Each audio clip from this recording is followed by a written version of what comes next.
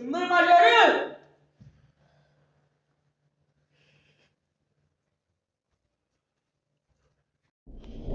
Dadaş.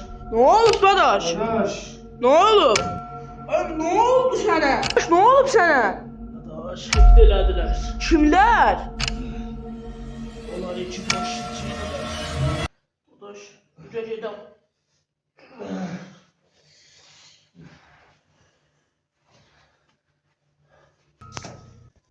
O seyirciləm, ne olub ki, çayımızda zəhmə elədin? Hələ deyəcəyəm, ne oldu axı? Dadaş. O adamlar iki çekin almışdıq. Yerində olmamışdıq. Üç qardaş məni xiftə elədilər. Aşağıda döydülər. Mən onlardan intiqam alacağım dadaş. Bunlar pox gedilər, sabah gəlib bahamını öldürürük. Oradan itirdilər, gəlib səni işə danışırlar.